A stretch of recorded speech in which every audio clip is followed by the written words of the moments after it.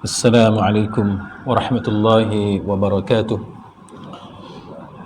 Innal hamdalillah nahmaduhu wa nasta'inuhu wa nastahdihi wa nastaghfiruh wa na'udzu billahi min shururi anfusina wa min sayyiati a'malina. Man yahdihillahu fala mudilla lahu wa man yudlil fala hadiya lahu. أشهد أن لا إله إلا الله وحده لا شريك له وأشهد أن محمدا عبده ورسوله. اللهم صل وسلم على محمد وعلى آله وصحبه والتابعين بإحسان إلى يوم الدين. أما بعد، رب اشرح لي صدري ويسر لي أمري wahlul 'uqdatam min lisani yafqahu qawli.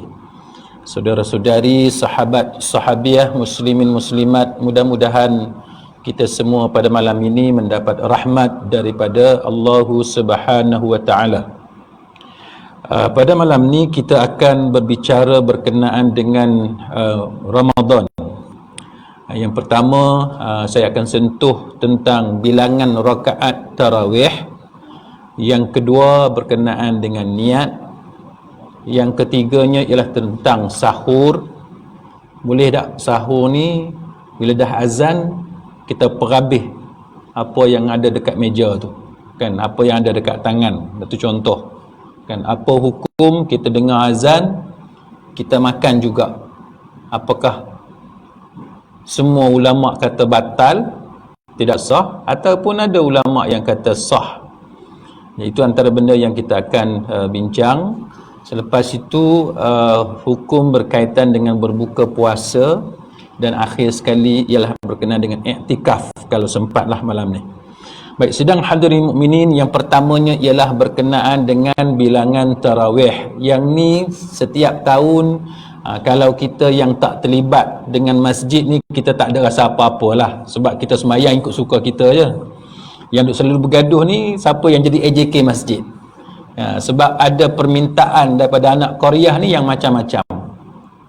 Ada anak Korea minta 8, kan, ataupun 11. Ada anak Korea minta 20 ataupun 23. Cuma setakat ni saya tak pernah dengar lagi lah, sepanjang saya duduk kuliah di Pulau Pinang dan juga di luar Pulau Pinang, anak Korea bergaduh minta 36.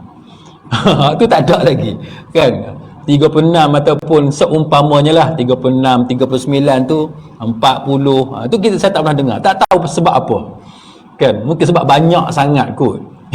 Kan, padahal 20 dengan 8 tu pun sama juga, 8 dengan 20, hak mana banyak, 20 banyak, kan. Tapi yang tu ada masalah lah, ada masalah yang menyebabkan AJK kena mesyuarat banyak kali dan sebagainya, sampai ada pengerusi kena bagi penerangan dan macam-macam lah masalah. Jadi tujuan pada malam ni saya bukanlah nak tarjih pendapat mana yang lebih baik, cuma sekadar untuk bagi kefahaman kepada kita semua. Bilangan-bilangan rakaat tu dia ada sebab, kan, kenapa ulama berbeza pendapat. Nak tuan-tuan nak pilih yang mana itu terpulang kepada mesyuarat Korea ataupun terpulang kepada kebijaksanaan masing-masing. Yang pertamanya adalah pendapat yang kata 11 rakaat. Kan, 8 rakaat campur 3 jadi 11. Kan, 8 rakaat campur 3 jadi 11 rakaat. Dan ini adalah pendapat siapa?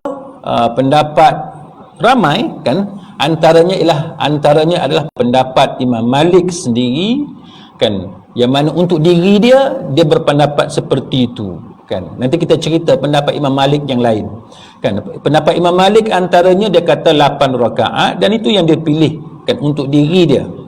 Baik, selepas itu, selain daripada itu, pendapat Syekh Muhammad Nasiruddin Al-Albani rahimahullahu ta'ala, juga Syekh Albani dan juga pengikut-pengikut dia, murid-murid dia juga berpendapat bahawa yang paling tepatnya ialah 8 rakaat campur 3 witir. Jadi 11 rakaat.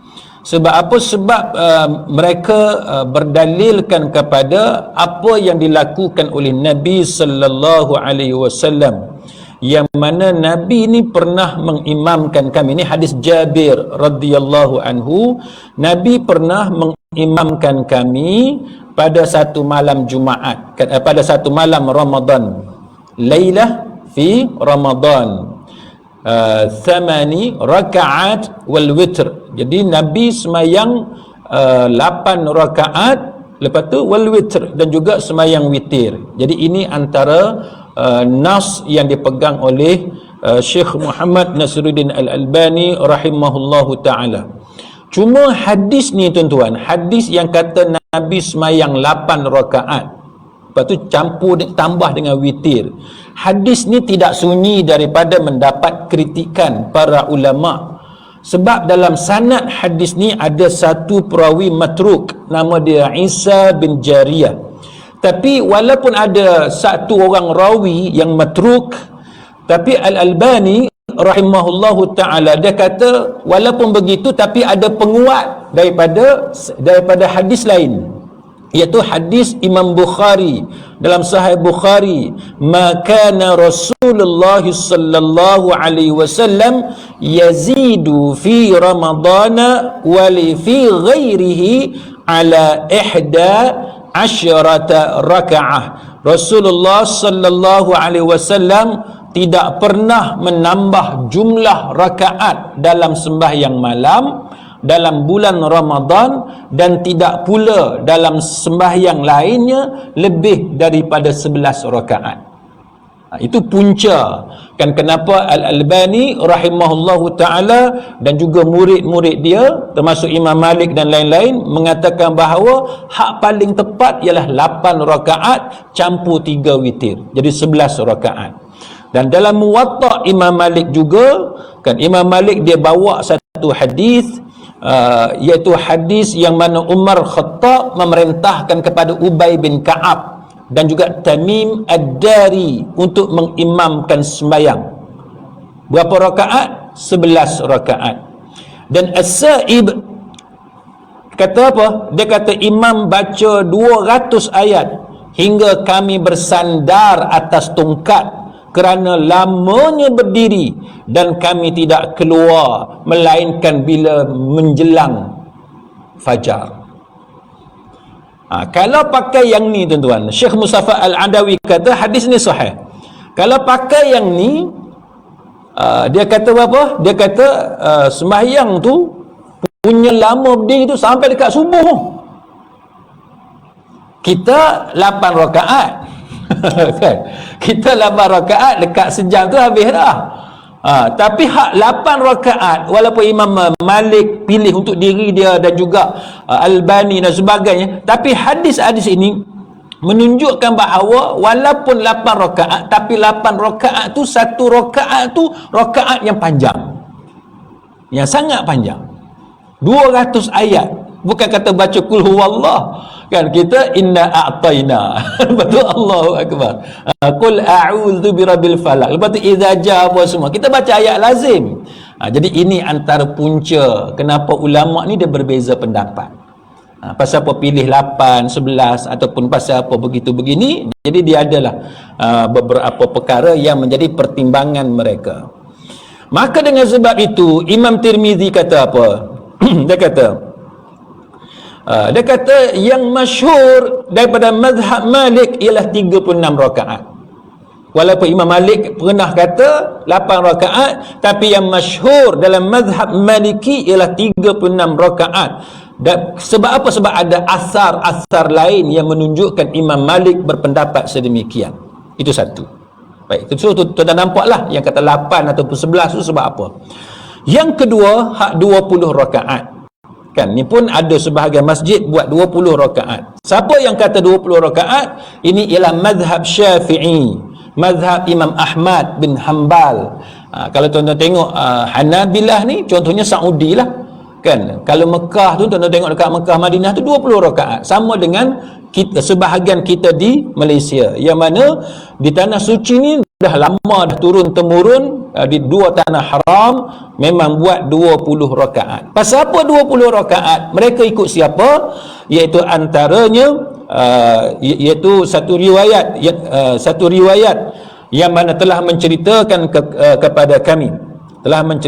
kepada kami Ali bahawa Ibnu Abi Dhib daripada Yazid bin Khasifah daripada As-Sa'ib bin Yazid, yang mana dia berkata mereka melaksanakan qiyamul lail pada zaman Umar, ala ahdi Umar fi syahri Ramadan bi 20 raka'ah. Dia kata pada zaman Umar, qiyamul lail pada zaman Umar dalam bulan Ramadan sebanyak 20 rakaat. Ketika itu mereka membaca 200 ayat Quran. Jadi itu adalah contoh kenapa ada yang kata 20 rakaat. Baik.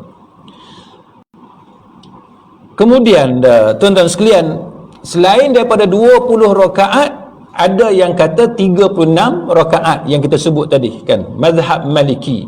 Ni pendapat yang masyhur dalam mazhab Malik, yang mana Imam Tirmizi kata ini adalah antara yang paling masyhur, qaul yang masyhur dalam mazhab Maliki, yang mana dia cerita bahawa Nabi semayang tarawih 3 hari je dalam bulan Ramadan. Maka Imam Malik kata apa? Dalam Al-Mudawwanah Al-Kubra, dia kata apa? Dia kata Amirul Mukminin menghantar utusan kepada aku dan dia nak kurangkan qiyam Ramadan. Dia nak kurangkan qiyam Ramadan. Daripada 36 tu nak bagi kurang. Lalu seorang perawi dalam mazhab Maliki ni, nama dia Ibnu Qasim. Dia kata apa? Dia kata tarawih tu 39 rakaat.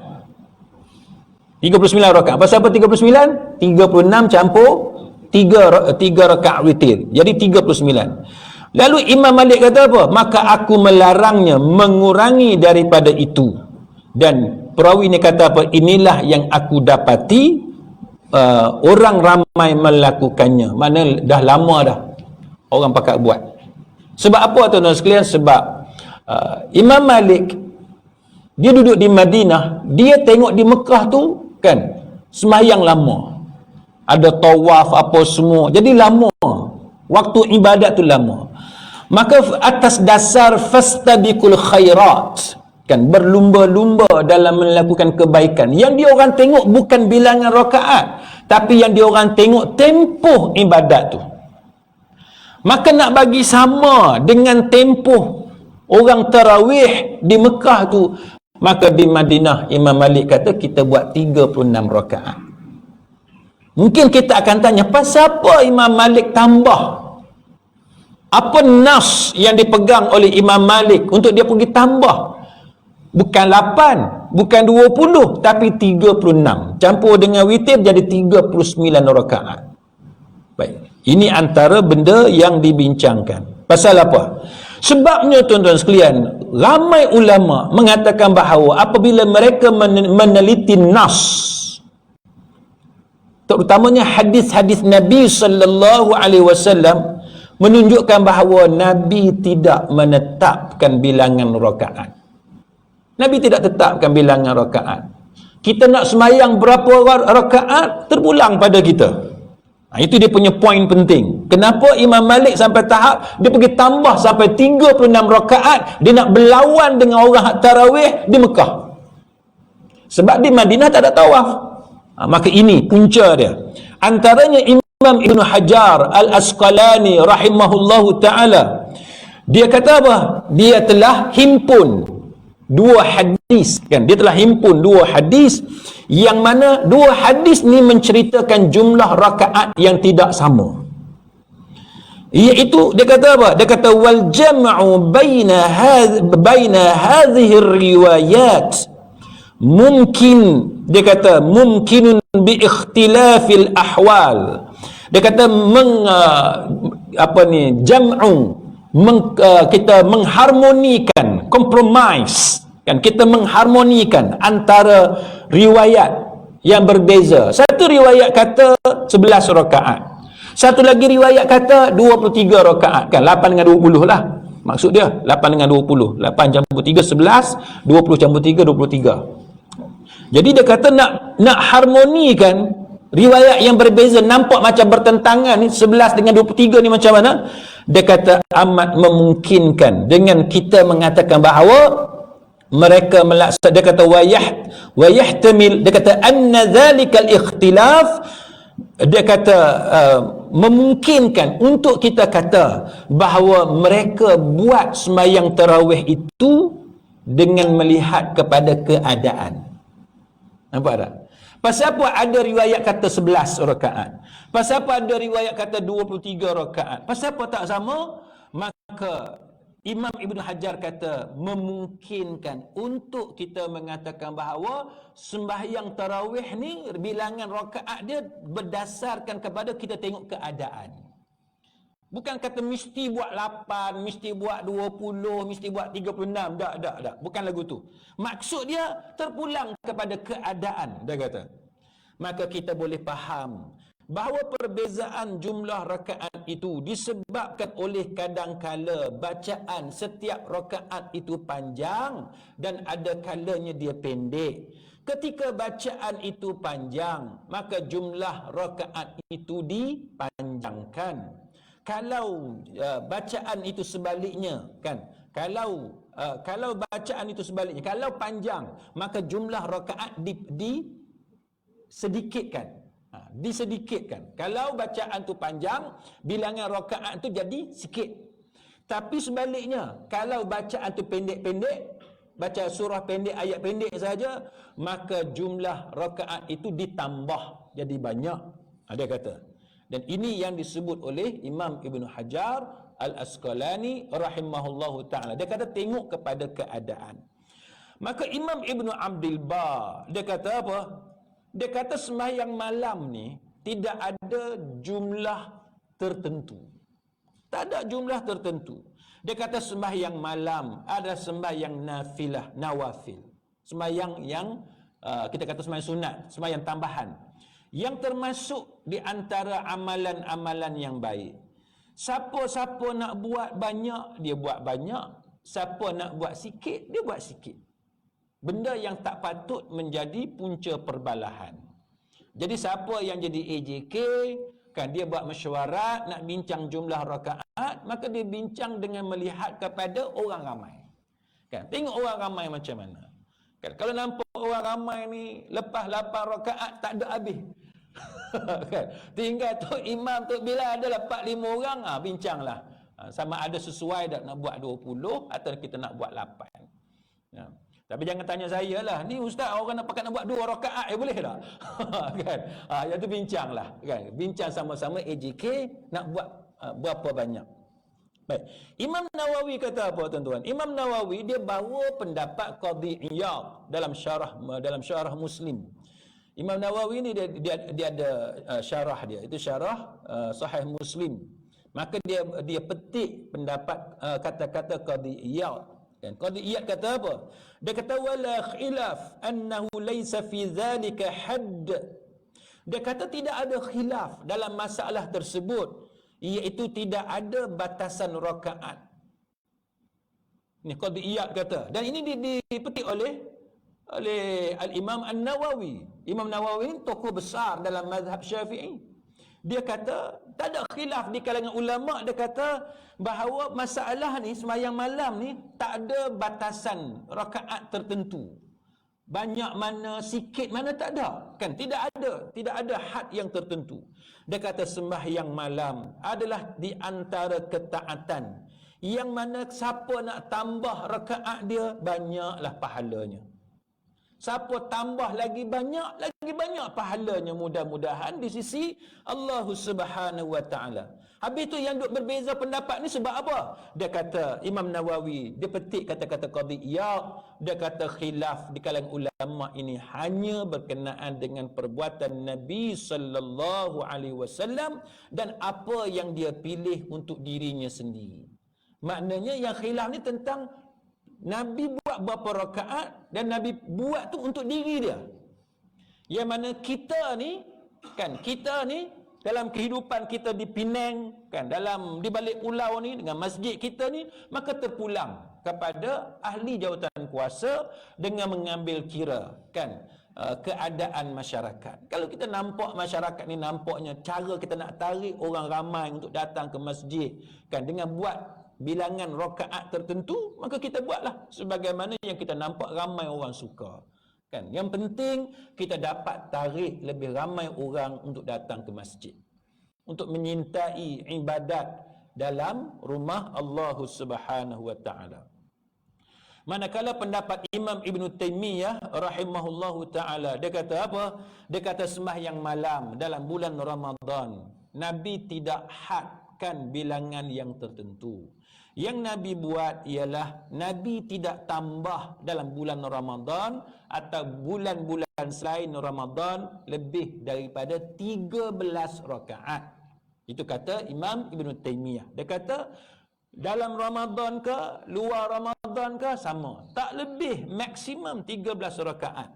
Tapi dia Imam Ibn Taymiyah kata tapi Nabi semayang bukan pendek, Nabi semayang panjang, lama. Nabi semayang lama. Bila Umar Khattab jadi khalifah, dia kumpulkan orang ramai dan Ubay bin Ka'ab dilantik, dipilih sebagai imam. Maka dia buat 20 rakaat, lepas tu tambah dengan witir 3 rakaat. Tapi dia buat dengan cara setiap rakaat itu bacaan tu lebih pendek kan. Cuma rakaat dia tambah, bacaan pendek. Sebab apa buat macam tu bagi pendek-pendek? Sebab itu lebih mudah dan ringan untuk orang ramai berbanding dengan kita buat satu rakaat tapi baca dengan bacaan yang panjang. Manakala ada salafus salih yang sembahyang malam sampai 40 rakaat, betul ada yang sembahyang malam sampai 40 rakaat. 1000 rakaat tak ada tuan-tuan. Itu cerita kita tak tahu dari datang daripada mana lah. Dia cerita 1000 rakaat kita letak kat tepi. Ada yang ulama bincang 40 rakaat. Yes, ada 40 rakaat. Lalu mereka witir dengan 3 rakaat. 40 witir 3 rakaat. Ada juga yang semayang malam 36 rakaat, lepas tu witir 3 rakaat. Maksud dia kalau tuan-tuan rajin nak semayang pada bulan Ramadan, buat hal ni. Kan 36 ke 40 ke, kalau rajin lagi buatlah tambah, sebab tidak ada had, kan tidak ada bilangan. Mudah-mudahan siapa yang tambah lebih banyak itu dia akan dapat pahala yang lebih banyak daripada Allah Subhanahu wa taala. Cuma yang kita cakap malam ni untuk orang ramai. Kan, untuk kita buat di masjid untuk orang ramai. Siapa yang nak buat sendiri, dia nak tambah banyak mana, itu terpulang kepada dia. Dan dia kata bahawa yang lebih utama adalah dengan melihat kesesuaian jemaah. Itu kata Imam Ibn Taymiyah. Dia kata tengok kesesuaian para jemaah.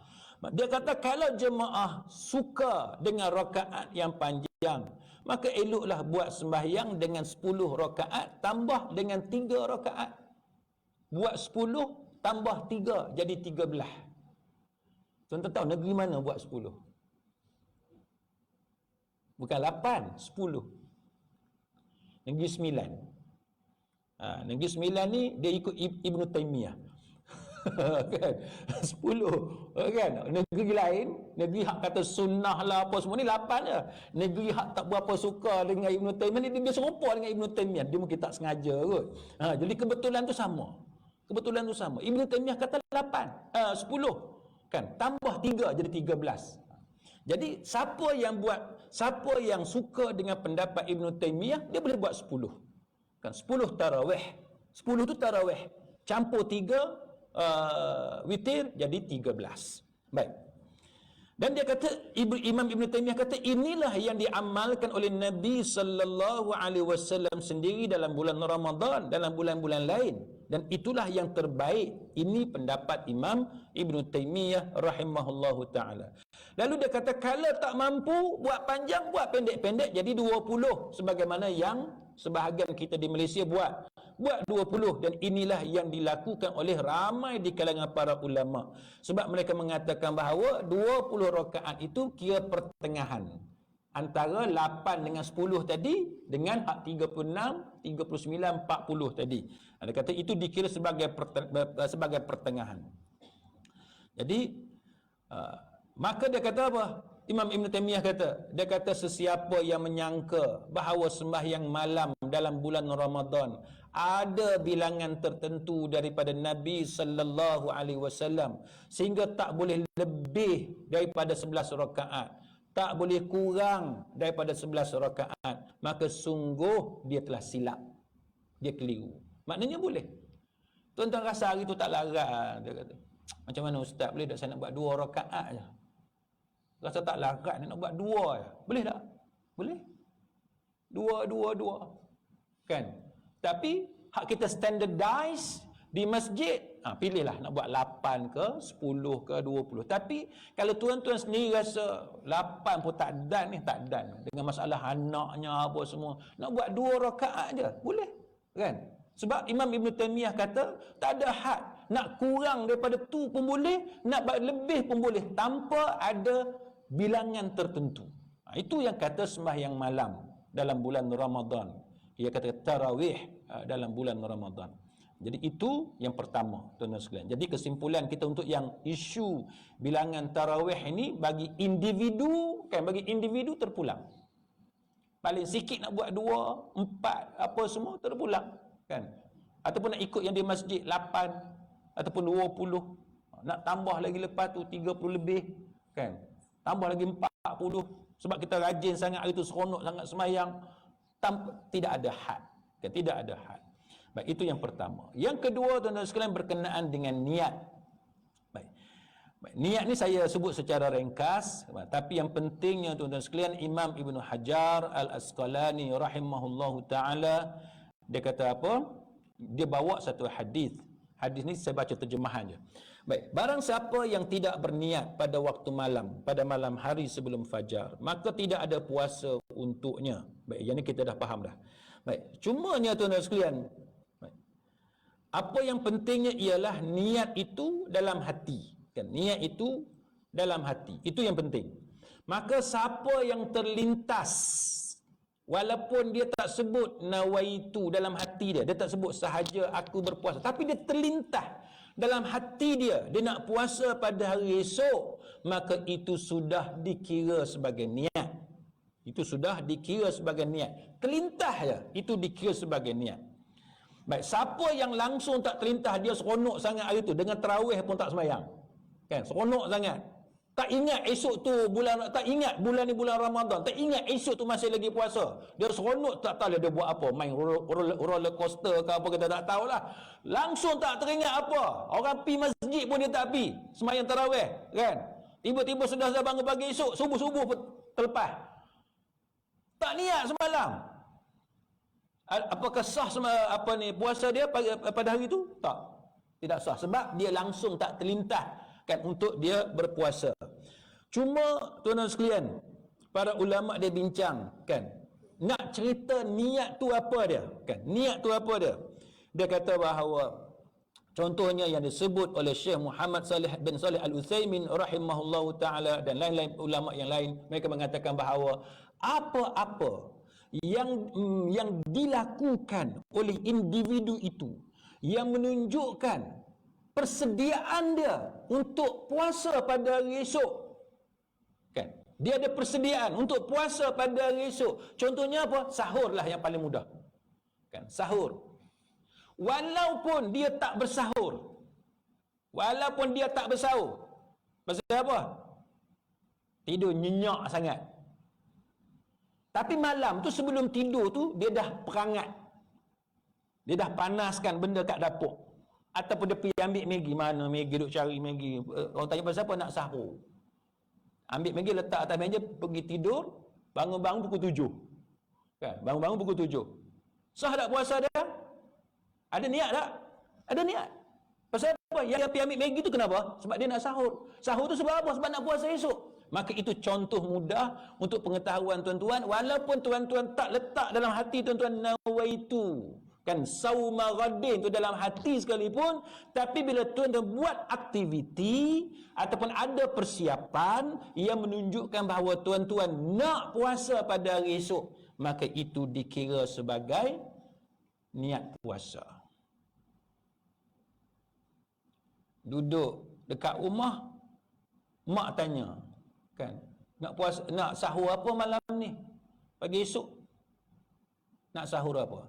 Tengok tak ada benda. Mak kata pergilah beli. Kan? Pergilah beli. Pergilah beli. Roti John ke apa ke, burger ke apa. Tengoklah apa yang anda belilah. Kan? Telur ke apa, satu bekas apa semua, pergi beli. Lepas tu letak kat rumah, kita masuk tidur. Sedar-sedar dah subuh esok. Itu dikira niat.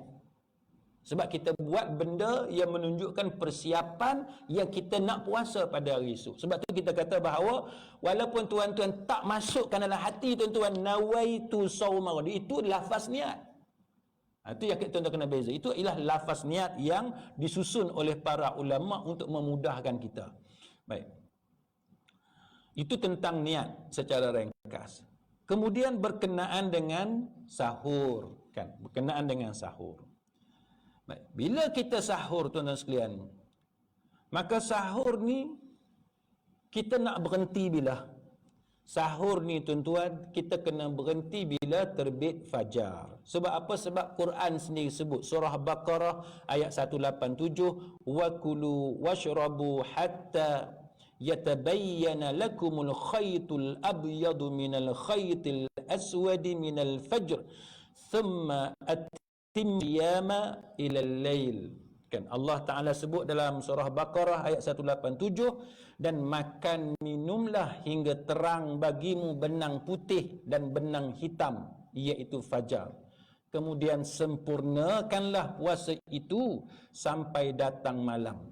Jadi Allah Ta'ala yang kata macam tu, maka itu menunjukkan bahawa siapa yang makan bila dah masuk subuh, maka tidak sah puasa dia. Baik, ringkas cerita. Bila katalah subuh pukul 6, kan, subuh pukul 6. Dalam kalender kita 5.50 dia tulis 10 minit tu sebagai waktu imsak. Tu istilah hak kita pakai di Malaysia lah, walaupun imsak sebenarnya ialah subuh. Kan, tak apa. Hak buat 10 minit tu tuan-tuan, kita bolehlah panggil itu lampu kuning. Lampu kuning. Nak peringat, kan, kalau nak berhenti bolehlah, kan, slow. Itu maksud dia. Yang kata imsak 10 minit, bukan kata tak boleh makan, bukan kata batal puasa kalau makan. Waktu imsak 10 minit tu, maksud dia lampu kuning, bagi warning. Lagi 10 minit, kan, lagi 8 minit, lagi 6 minit, kena tahulah yang tu. Baik, itu satu. Yang kedua, azan subuh. Azan subuh ni dia ada dua tuan-tuan. Satu, azan subuh yang memang dilaungkan pada waktu fajar dah terbit. Memang waktu subuh sungguh. Satu lagi azan subuh yang dilaungkan yang mana kita zon, sangkaan kita. Kan, ini ada dua. Maka dalam hal ini, kan, kalau kita dengar azan subuh, maka hendaklah kita berhenti makan dan minum. Kan? Kalau kita yakin, kan, waktu tu dah masuk subuh, maka Imam Nawawi kata wajib dikeluarkan apa yang ada dalam mulut. Itu kata Imam Nawawi. Ulama di kalangan ulama mazhab Hambali seperti bin Bas pun, dia kata bahawa kalau dah masuk subuh, kita yakin dah masuk subuh, kalau ada dalam mulut wajib dikeluarkan. Itu pendapat bin Bas. Baik. Kemudian macam mana pula kalau dekat tangan kita ada lagi makanan yang kita belum habiskan? Maka pada waktu itu sebaik-baiknya kita jangan teruskan makan sahur. Baik. Sekarang ni masjid kita lawakan azan ikut jam. Kan, ikut jam. Subuh pukul apa? 6.24. Kan. Katalah subuh 6.24. Bilal datang ke masjid kita, dia tengok jam 6.24 waktu masuk subuh, dia tengok jam betul sekarang 6.24, dia laungkan azan. Dia laungkan azan. Dia ikut apa? Dia ikut jam. Dia ikut jam. Baik, tuan-tuan tengok. Berkata Syekh Muhammad Saleh Al-Munajjid. Syekh Muhammad Saleh Al-Munajjid kata apa? Dia kata tidak diragui bahawa kebanyakan muazzin zaman kita hari ni mereka melaungkan azan berdasarkan kepada takwim, jadual tu ni yang dekat skrin TV. Jadi mana-mana masjid surau bila dia nak laung azan dia tengok yang tu. Dan setahu saya tak ada lagi lah untuk Bilal tempat kita dia nak laung azan dia tengok fajar dulu, tak ada kan. Kamu pukul ni tengok fajar, dia teropong dia tengok mana ada fajar, tak ada. Dia datang masjid, dia tengok dekat skrin TV tu kan, masuk waktu dia laung azan. Hak tu mana-mana buat macam tu. Mungkin tak tahulah ada seorang dua hak pelik yang tu kita tak tahu, tapi zaman kita hari ni semua berpegang kepada takwim dekat skrin TV tu. Dia kata apa?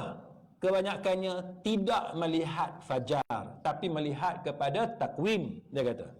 Maka kalau ini yang dilakukan, tidaklah dianggap sebagai keluarnya fajar secara yakin, dia kata. Bila laung azan tu 6.24 subuh tu, dia kata itu bukan fajar yang yakin. Maka sesiapa yang makan semasa azan yang dilaungkan dengan sebab tengok kepada takwim, dia kata puasa dia masih sah. Oh, ni best.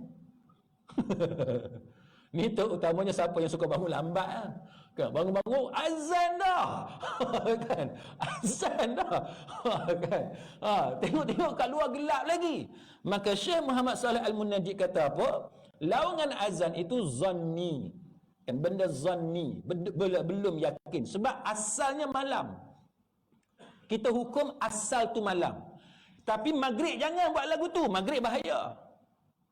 Untuk subuh, subuh asal dia malam, dia nak pergi pada siang tu, maka al-yakin la yuzal bisyak.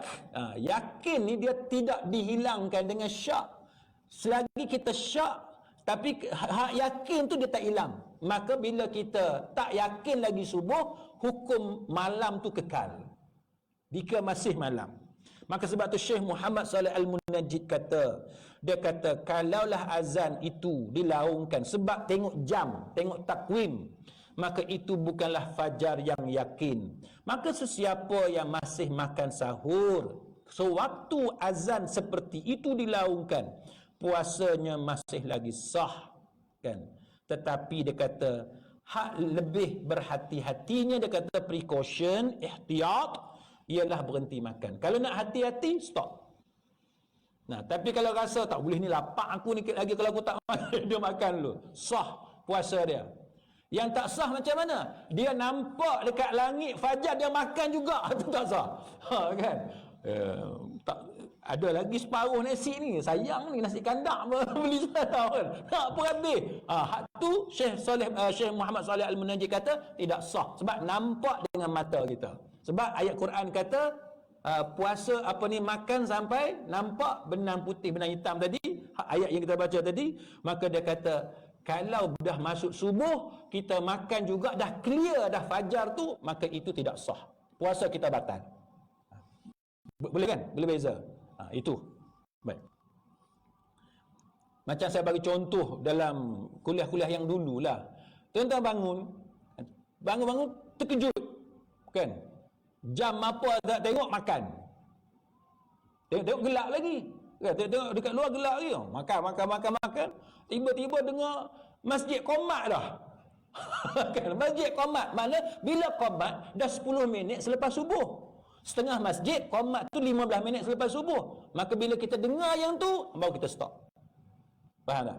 Kita bangun tu kita tak tengok jam, kita tak tahu kelam kabut makan apa yang ada, tiba-tiba dengar orang qomat, maka kita stop.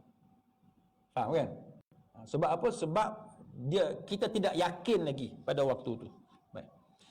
Kemudian adalah cerita berkenaan dengan bolehnya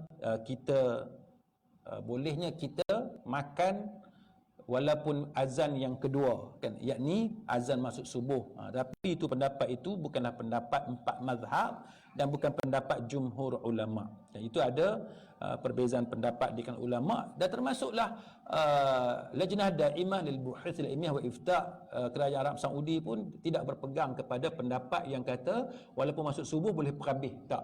Dia kata sebagaimana bin Bas, dia kata bahawa bila masuk subuh memang tak boleh makan kan. Kalau ada dalam mulut pun kena dikeluarkan, sebab ayat yang kita baca tadi, makan minum sampai jelas terang bagi kamu benang putih daripada benang hitam. Maksud dia apa? Fajar. Maksud dia fajar. Maka itu adalah dalil kan yang digunakan oleh Lajnah Daimah untuk mengatakan bahawa tak boleh kita makan bila dah yakin masuk subuh.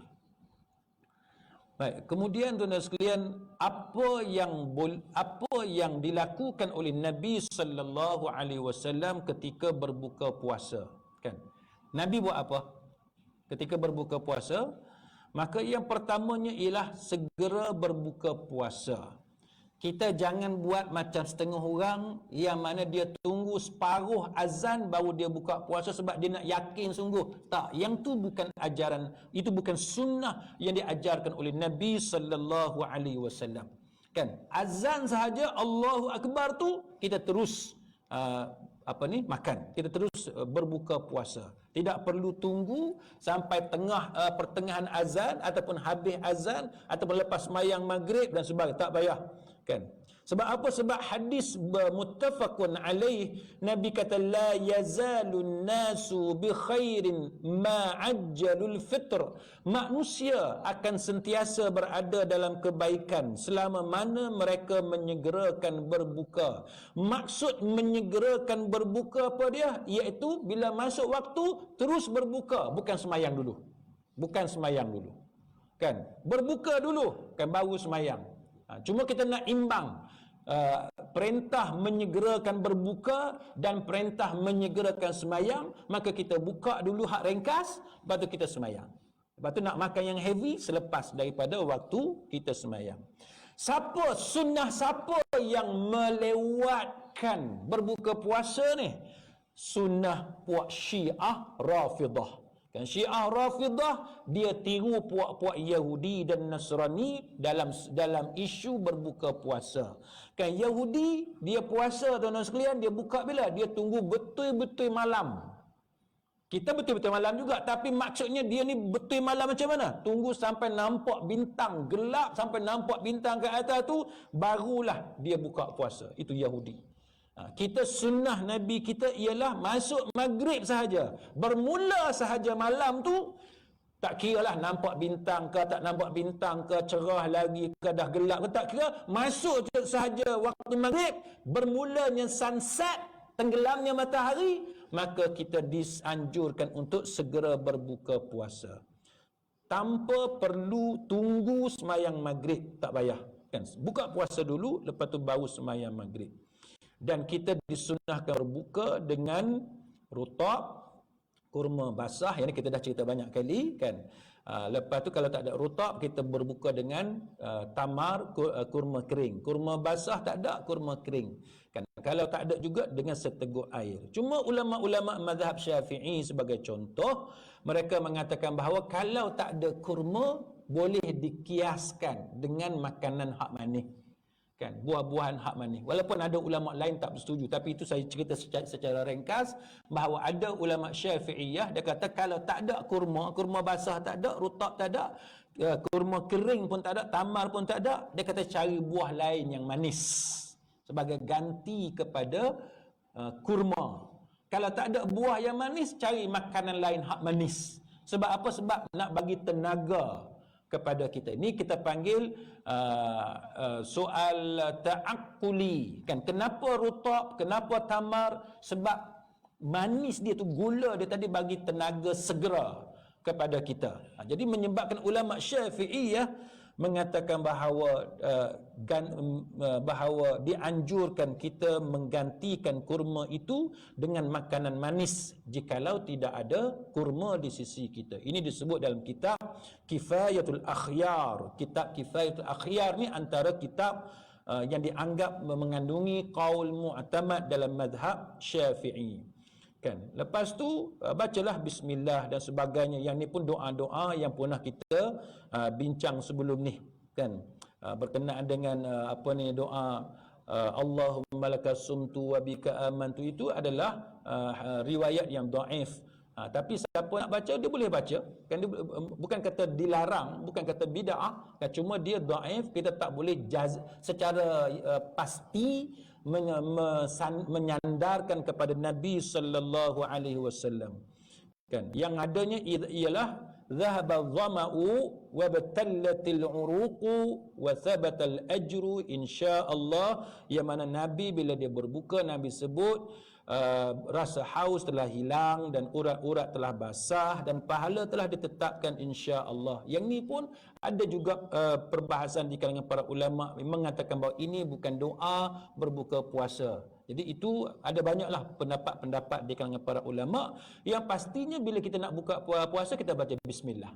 Itu yang pasti kan. Hak lain tu berlaku khilaf di kalangan para ulama. Termasuklah Al-Imam An-Nawawi rahimahullahu taala, dia masukkan doa-doa tadi kan, Allahumma lakal sumtu dan sebagainya. Baik, kemudian berdoa secara umum ketika berbuka. Bila kita berbuka puasa ni tuan-tuan, Nabi sallallahu alaihi wasallam sebut thalatha, ada tiga kan, ada tiga orang, la turaddu da'watuhumul imam, la turaddu da'watuhum, yang mana doa dia tidak ditolak oleh Allah. Siapa dia? Yang pertama al-imamul adil, yang kedua was-saimu hina yuftir, orang yang berpuasa ketika dia berbuka. Maka kita kena ambil peluang bila kita buka puasa, maka masa berbuka tu, masa sedang berbuka puasa tu, ambil peluang doa yang simple. Kalau doa yang panjang pun semua nanti nak makan pun tak boleh. Kan? Kita minta benda yang simple. Contohnya anak kita ni nakal, ya Allah jadi anak yang soleh. Kan? Masa kita buka tu, masa kita berbuka, ambil peluang. Ya Allah jadikan anakku yang soleh. Anakku ni nakal, ya Allah bagi jadikan dia soleh, sebagai contoh. Ya Allah, aku ni tak ada duit, bagilah aku pendapatan yang lebih, ya Allah. Kita minta benda-benda yang simple. Masa tengah makan, masa tengah berbuka puasa tu kita minta dengan Allah. Baik, kemudian akhir sekali tuan-tuan sekalian, berkenaan dengan i'tikaf, saya sebut secara ringkas kan, berkenaan dengan i'tikaf. I'tikaf ini boleh di mana-mana kan. Kita bercakap ni khususnya merujuk kepada 10 malam akhir kan, 10 malam akhir. Tetapi tempatnya mesti di masjid kan, mesti di masjid kan, termasuk orang perempuan kan, termasuk orang perempuan.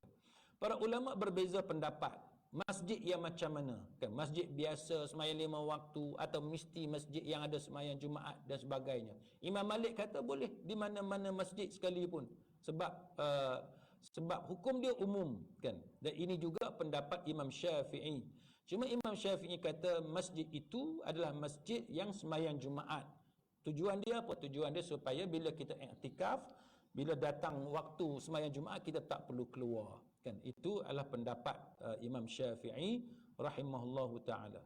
Kemudian perempuan juga beriktikaf dalam bulan Ramadan kan. Nabi sallallahu alaihi wasallam dalam satu hadis di mana Nabi ni dia biasa iktikaf, dan Aisyah minta izin dengan Nabi untuk beriktikaf bersama-sama dengan Nabi, dan Nabi mengizinkannya. Jadi itu menunjukkan bahawa orang perempuan juga beriktikaf di masjid, tapi dengan syarat dapat izin suami, dan yang keduanya tidak terdedah kepada fitnah. Kan, berapa lama iktikaf tuan-tuan sekalian?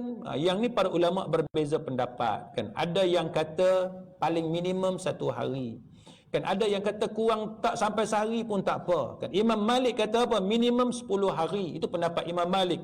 Bila dia kata nak kata iktikaf ni minimum 10 hari. Tapi Imam Malik juga dalam riwayat dia yang lain mengatakan bahawa tak apalah, minimum 1 hari ataupun 2 hari. Dan macam-macam pendapat. Dalam mazhab Syafi'i, walaupun duduk 1 saat pun itu dikira sebagai i'tikaf kan. Itu walaupun tidak puasa sekalipun kan. Dan majoriti ulama mengatakan bahawa i'tikaf tidak ada batasan waktu minimum. Walaupun 1 detik, 1 saat kita masuk masjid, kita niat i'tikaf, insya-Allah dapat pahala iktikaf di sisi Allah Ta'ala, waktu siang ke waktu malam dan sebagainya. Maka itu yang dibincangkan oleh para ulama. Jadi tuan-tuan sekalian, apa yang penting kita ambil peluang bila kita masuk bulan Ramadan kan, bila kita bercakap tentang 10 malam akhir, Kalau tak ada peluang nak duduk lama pun, singgah sekejap masjid, sekejap macam mana pun tak apa. Niat i'tikaf, mudah-mudahan ada pahala di sisi Allah Subhanahu wa taala. Setakat itu mudah-mudahan ada manfaat di sisi Allah Subhanahu wa taala untuk kita menghadapi satu ibadat yang kita akan lipat gandakan dalam bulan Ramadan yang akan datang. Wallahu a'lam. Aqulu qawli hadza wa astaghfirullahal azim li wa lakum. Wassalamu alaikum warahmatullahi wabarakatuh. سبحانك اللهم وبحمدك أشهد أن لا إله إلا أنت أستغفرك وأتوب إليك.